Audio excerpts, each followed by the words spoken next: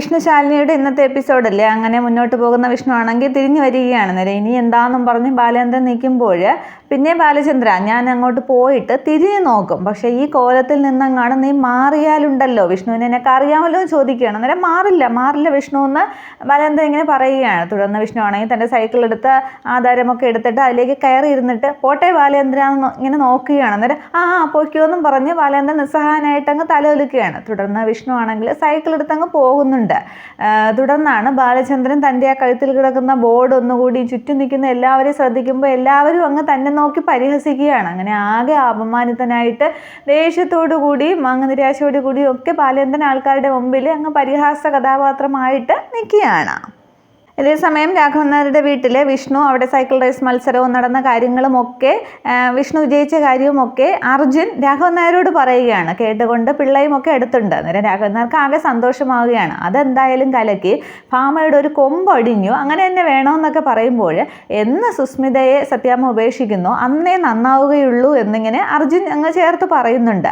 ഈ സമയത്ത് കാറിൽ സത്യഭാമയും സുസ്മിതയും കൂടി വരികയാണ്. അന്നേരവും രാഘവൻ നായർ അകത്തുനിന്ന് പൊന്നിയെല്ലാം റെഡിയല്ലേ എന്ന് ചോദിക്കുന്നുണ്ട്. അന്നേരം അതേ സാറെന്ന് പൊന്നി പറയുകയാണ്. തുടർന്ന് അവരങ്ങ് അകത്തേക്ക് കയറുമ്പോൾ എല്ലാവരുടെയും മുഖത്തെ സന്തോഷം കണ്ടിട്ട് എന്താ എല്ലാവരും കൂടിയെന്ന് ഭാമ അന്വേഷിക്കുകയാണ്. അന്നേരം കാര്യമൊക്കെ ഉണ്ട്, പൊന്നി അതിങ്ങ് എടുത്തോണ്ട് വാന്ന് രാഘവൻ നായർ പൊന്നിയോട് പറയുകയാണ്. തുടർന്ന് പൊന്നിയാണെങ്കിൽ ട്രെയിൽ പായസമായിട്ട് വരികയാണ്. അന്നേരം അതെടുക്ക് ഭാമ എന്ന് പറയുന്നുണ്ട്. അന്നേരം ഇതെന്താ പായസം വിശേഷം എന്നൊക്കെ ചോദിക്കുകയാണ്. അന്നേരം നീ കുടിക്കുക എന്ന് രാഘവൻ നായർ പറയുന്നുണ്ട്. എന്നിട്ടും ഭാമ ചോദിക്കുന്നുണ്ട് പായസം വെച്ച് ആഘോഷിക്കാനൊക്കെ ഇവിടെ എന്താ വിശേഷമെന്ന്. അന്നേരം രാഘവൻ നായർ അങ്ങ് അഹങ്കാരത്തോടു കൂടി പറയുകയാണ്, എൻ്റെ മകൻ വിഷ്ണു ഒരു സൈക്കിൾ റേസ് മത്സരത്തിൽ ജയിച്ചു, അവന് സമ്മാനവും കിട്ടിയെന്ന്. അന്നേരം ഭാമയ്ക്ക് അങ്ങ് ദേഷ്യം വരികയാണ്. അതേസമയം പൊന്നി സുസ്മിതയ്ക്കും പായസം കൊടുക്കുന്നുണ്ട്. തുടർന്ന് സത്യഭാമയാണെങ്കിൽ ആ കുടിക്കാൻ എടുത്ത പായസം തിരിച്ച് അതേപോലെ പൊന്നിയുടെ പാത്രത്തിലേക്ക് അങ്ങ് ദേഷ്യത്തോടെ കൂടി വയ്ക്കുകയാണ്. ഓഹോ, അപ്പോൾ മകൻ ജയിച്ചതിലുള്ള സന്തോഷമാണല്ലേ ഇവിടെ കാണുന്നത് എന്നൊക്കെ ചോദിക്കുന്നുണ്ട്. അതിനു മുമ്പേ നീ വിശിഷ്ടാതിയായിട്ടൊരു ചടങ്ങിൽ പങ്കെടുത്തിട്ട് വന്നതല്ലേ, ഇരിക്ക് വിശേഷങ്ങൾ പറയുന്നുണ്ട്.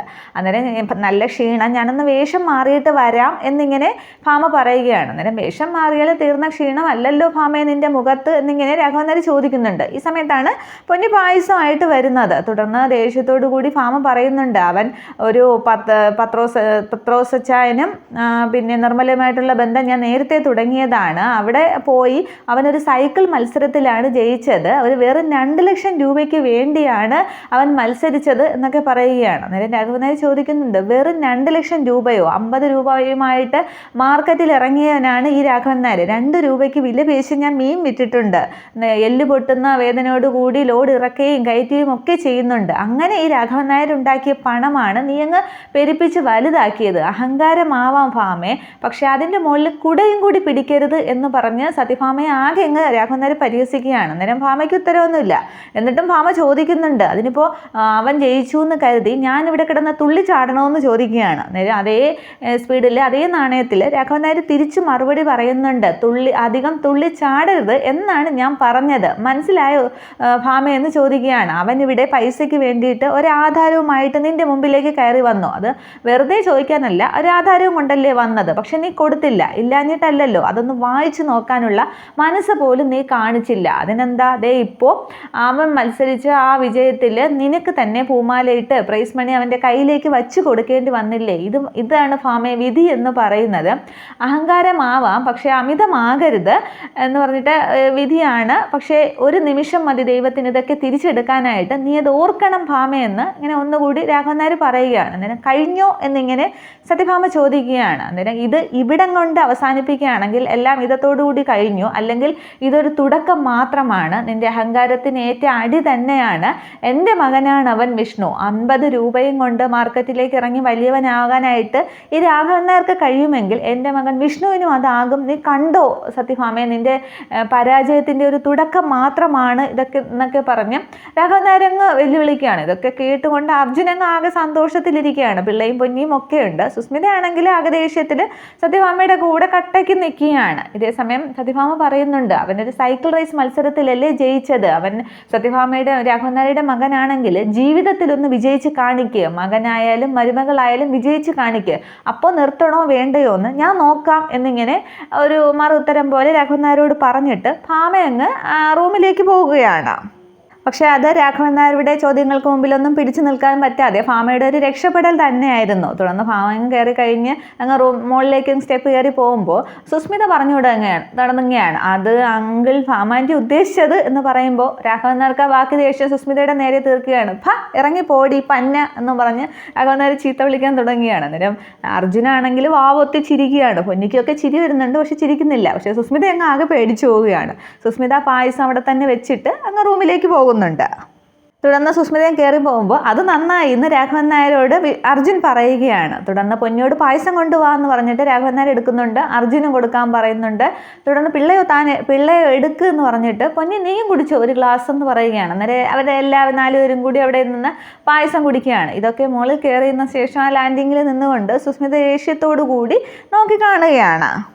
തുടർന്ന് സത്യഭാമയാണെങ്കിൽ പ്രീതിയുടെ റൂമിലേക്ക് വന്നിട്ട് പ്രീതിയുടെ തലയിലേക്ക് തലോടി അടുത്തിങ്ങനെ സങ്കടത്തോടെ ഇരിക്കുകയാണ്. തുടർന്ന് സുസ്മിതയും ആ റൂമിലേക്ക് വരികയാണ്. എന്നിട്ട് പറയുകയാണ്, ആൻറ്റി അവിടെ പായസം കുടിച്ച് ആഘോഷം അങ്ങ് തകർക്കുകയാണ്, അങ്ങനെ വിടാനായിട്ട് പറ്റില്ല, എന്തെങ്കിലും ചെയ്യണം ആൻറ്റി എന്നും പറഞ്ഞ് സത്യഭാമയ്ക്ക് എരിയേറ്റുകയാണ്. അന്നേരം സത്യഭാമയ്ക്ക് എന്തോ ഒരു ദേഷ്യം വന്ന് എന്തോ ഒന്ന് ചിന്തിച്ച് ആ ദേഷ്യഭാവത്തോടു കൂടി ഇങ്ങനെ ഭാമ ഇരിക്കുകയാണ്.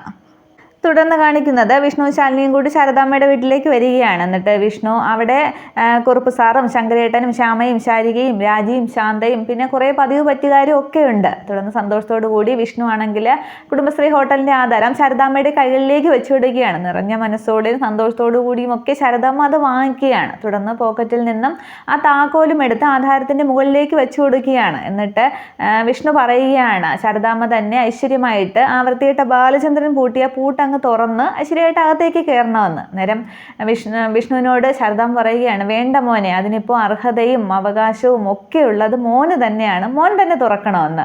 അന്നേരം വിഷ്ണു അങ്ങ് വല്ലാതാവുകയാണ്. അല്ല സന്തോഷം കൊണ്ട് തന്നെയാണ് ഞാനോ എന്നും പറഞ്ഞിങ്ങനെ വിഷ്ണു നിൽക്കുമ്പോൾ ശാലിനിയും പറയുകയാണ്, തുറക്ക വിഷ്ണു ഏട്ടാന്ന്. അങ്ങനെ എല്ലാവരും പറയുമ്പോൾ പാറക്കുട്ടി ഒരു ശബ്ദം ഉണ്ടാകുകയാണ്. ശ്യാമയുടെ കയ്യിൽ പാറക്കുട്ടി ഇരിക്കുകയാണ്. അതേ പാറക്കുട്ടി അനുവാദം പറഞ്ഞു വിഷ്ണുയുടെ തുറക്കെന്ന് എല്ലാവരും കൂടി പറയുമ്പോൾ എങ്കിൽ എല്ലാവരുടെയും ആഗ്രഹപ്രകാരം ഞാൻ തന്നെ തുറക്കാം, വാ ശാരദാമ്മ എന്നും പറഞ്ഞ് എല്ലാവരെയും വിളിച്ചുകൊണ്ട് വിഷ്ണു തന്നെ ഐശ്വര്യമായിട്ട് ആ പൂട്ട് തുറന്ന് എല്ലാവരും കൂടി അകത്തേക്ക് കയറുകയാണ്. ആ സമയത്ത് തന്നെ ശ്യാമ ചോദിക്കുകയാണ്, അമ്മേ ഞാൻ 2 വിസിലടിച്ചോട്ടെ, സന്തോഷം കൊണ്ടാണെന്ന് പറഞ്ഞ് വിസിലടിക്കാനായിട്ട് തുടങ്ങുമ്പോൾ ശാരദാമ്മ വഴക്ക് പറയുകയാണ്, ദേ പെണ്ണെ ചുമ്മാതിരുന്നോളണം, നല്ലൊരു ദിവസമായിട്ടെന്ന് പറയുന്നുണ്ട്. തുടർന്ന് വിഷ്ണു പറയുകയാണ് ശാരദാമ്മ ഐശ്വര്യമായിട്ട് ആ സീറ്റിലേക്ക് ഇരിക്കാനായിട്ട്. പക്ഷെ അന്നേരം ശാരദാമ്മ പറയുകയാണ്, എനിക്ക് 2 വാക്ക് സംസാരിക്കാനുണ്ട്, ശാരദയും മക്കളെയും കുടുംബശ്രീ ഹോട്ടലിനെയും ഒക്കെ സ്നേഹിക്കുന്നവരാണ് ഇവിടെ ഇപ്പോൾ നിൽക്കുന്നത്, ഈ 2 വാക്ക് പറയണമെന്ന് പറഞ്ഞാൽ അതുകൊണ്ടാണ്, ഇപ്പം ഞാൻ പറഞ്ഞില്ലെങ്കിൽ നന്ദികേടായി പോവും എന്ന് പറഞ്ഞ് സങ്കടത്തോടു കൂടി ശാരദാമ്മ തനിക്ക് പറയാനുള്ളത് അവിടെ പറയുകയാണ്.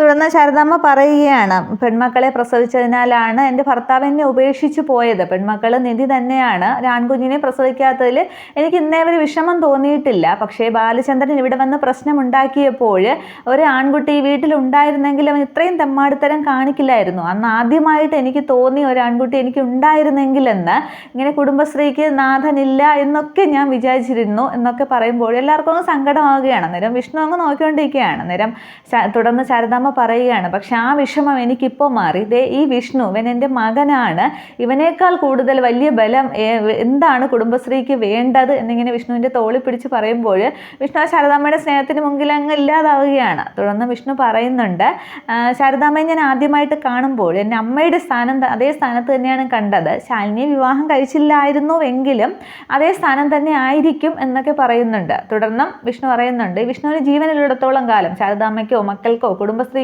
ഒന്നും സംഭവിക്കില്ല എന്ന് വിഷ്ണു ശാരദാമ്മയ്ക്ക് ഉറപ്പ് കൊടുക്കുകയാണ്. അന്നേരം ശാലിനിക്കും ഒക്കെ സന്തോഷമാകുകയാണ് എല്ലാവർക്കും. പക്ഷേ ശാരികയുടെ മുഖം മാത്രം ഒരു വിഷാദഭാവത്തിൽ നിൽക്കുകയാണ്. അന്നേരം വിഷ്ണുവിനെ അവിടെ മകനായിട്ട് ശാരദാമ്മ അംഗീകരിക്കുകയാണ്. ഇനി രാജീവിനെ കുറിച്ച് ഓർത്തിട്ട് രാജീവുമായിട്ട് പിണങ്ങിക്കുകയല്ലേ, ആ ഒരു വിഷമമൊക്കെ ആയിരിക്കാം ശാരികയുടെ മുഖത്ത്.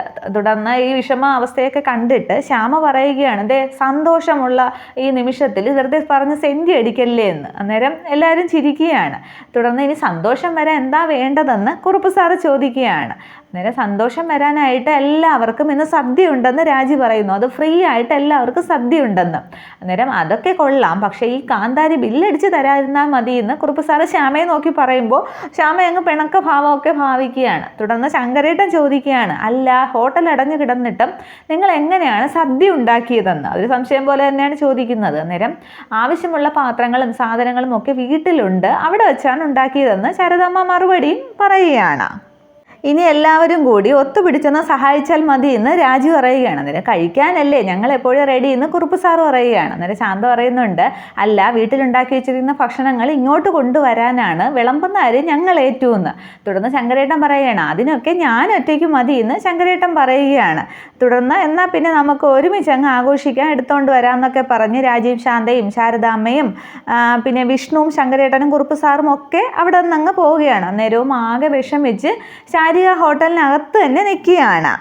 തുടർന്ന് ശാരികയും ശ്യാമയും ശാലിനിയും മാത്രമാവുകയാണ് ഹോട്ടലിൽ. അന്നേരം ശാരികയുടെ മുഖഭാഗത്ത് വിഷമം കണ്ടിട്ട് അങ്ങ് ആശ്വസിപ്പിക്കാനായിട്ട് വരുമ്പോൾ ദാ വലിയേച്ചി മോള് എന്ന് പറഞ്ഞ് കുഞ്ഞിനെ കൊടുക്കുകയാണ്. തുടർന്ന് കുഞ്ഞിനെ ശാലിനി വാങ്ങിച്ചിട്ടും ശാരിക അടുത്തേക്ക് ചെല്ലുമ്പോൾ വിഷ്ണു പുറത്തു നിന്ന് ശാലിനി വാന്ന് വിളിക്കുകയാണ്. അന്നേരവും ശാരികയോട് സംസാരിക്കാനായിട്ട് ശാലിനിക്ക് സാധിക്കുന്നില്ല. തുടർന്ന് വിഷ്ണുവിൻ്റെ അടുത്തേക്ക് അങ്ങ് ശാലിനി പോകുമ്പോൾ ശ്യാമ ചോദിക്കുകയാണ്, അല്ല വലിയേച്ചിയുടെ ആരാണ് ചത്തത്? ഈ മുഖഭാവം കണ്ടിട്ട് ചോദിക്കുകയാണ്. എല്ലാവരും സന്തോഷിക്കുന്ന അവസ്ഥയിൽ വലിയേച്ചി മാത്രം എന്തിനാണ് ഇങ്ങനെ നിൽക്കുന്നത്? നമ്മുടെ സന്തോഷത്തിൽ വലിയേച്ചിക്ക് ഒരു പങ്കുമില്ലേ? ബാലചന്ദ്രൻ ഇവിടെ ഇറച്ചിക്കട നടത്തുന്നതാണോ സന്തോഷം? അപ്പോൾ നമ്മൾ ഇവിടെ നിന്ന് കൂടും കൊടുക്കുകയും ഒക്കെ എടുത്തുകൊണ്ട് ഇറങ്ങുന്നത് കാണാനാണോ വലിയേച്ചിക്ക് ആഗ്രഹം എന്നൊക്കെ ചോദിക്കുമ്പോൾ ശാരിക അങ്ങ് ആകെ വിഷമമാവുകയാണ്. ശാരിക മറുപടി പറയാനൊക്കെ ശ്രമിക്കുന്നുണ്ട്, പക്ഷേ ശ്യാമ അതിനൊന്നും സമ്മതിക്കുന്നില്ല. ശ്യാമയാണെങ്കിൽ ദേഷ്യത്തോടു കൂടിയാണ് സംസാരിക്കുന്നത്. നല്ല പാൽപ്പായസം ഉണ്ടാക്കി വെച്ചിട്ട് അതിലൊരു തുള്ളി മണ്ണെണ്ണ വീണാൽ മതി അതിൻ്റെ കാര്യത്തിലൊരു തീരുമാനമാകുന്നത്. ആ മണ്ണെണ്ണ തുള്ളിയുടെ ജോലിയാണ് ചേച്ചി ഇപ്പോൾ ചെയ്തുകൊണ്ടിരിക്കുന്നത്, കഷ്ടം തന്നെ എന്നൊക്കെ ശാരികയെ നോക്കി അങ്ങ് വഴക്ക് പറഞ്ഞിട്ട് ശ്യാമയും അങ്ങ് വീട്ടിലേക്ക് പോവുകയാണ്. അന്നേരം ആകെ വിഷമിക്ക് നിൽക്കുന്ന ശാരിക ഓർമ്മിക്കുന്നുണ്ട് ശാരദാമ്മ പറഞ്ഞത്, ഒരു ആൺകുട്ടി ബാലേന്ദ്രൻ ഇവിടെ വന്ന് പ്രശ്നം ഉണ്ടാക്കിയപ്പോൾ ഒരു ആൺകുട്ടി എനിക്ക് ഉണ്ടായിരുന്നെങ്കിൽ എന്ന് ഞാൻ ആശിച്ചു പോയി. ആ മോനാണ് ഈ വിഷ്ണു എന്ന് പറഞ്ഞതും പിന്നീട് രാജീവിനെ ഇപ്പോൾ ഈ വീട്ടിൽ നിന്ന് ഇറങ്ങണം എന്ന് പറഞ്ഞ് ശാരിക ഇറക്കിവിട്ട കാര്യങ്ങളും ശ്യാമ കുറച്ചു മുന്നേ വഴക്ക് പറഞ്ഞ കാര്യങ്ങളും ഓർത്ത് ഒക്കെ ശാരിക അങ്ങ് വിഷമിച്ച് അവിടെ നിൽക്കുകയാണ് ഹോട്ടലിനകത്ത് ഒറ്റയ്ക്ക്. ഇത്രയും ആകുമ്പോൾ ഈ എപ്പിസോഡ് അവസാനിക്കുകയാണ്. ഇനി എന്തായാലും അടുത്ത എപ്പിസോഡ് കൂടി രോഹിത്തിൻ്റെ മടങ്ങിവരവുണ്ട്. അത് പ്രൊമോയിൽ കാണിച്ചിട്ടുണ്ട്. രോഹിത്ത് ഒരു ആദിവാസി ഒരു ഹോസ്പിറ്റലോ വീടോ ആണെന്ന് തോന്നുന്നു, അവിടെ ഇങ്ങനെ മരുന്നൊക്കെ വെച്ച് കെട്ടി അനങ്ങാൻ വയ്യാതെ കിടക്കുന്നതൊക്കെ കാണിക്കുന്നുണ്ട്. അപ്പോൾ ഉടനെ രോഹിത് എന്തായാലും മടങ്ങി വരും, സുസ്മിതയ്ക്കുള്ള പണി ഉടനെ കിട്ടും. അതൊക്കെ നമുക്ക് കാണാം. Okay, thank you.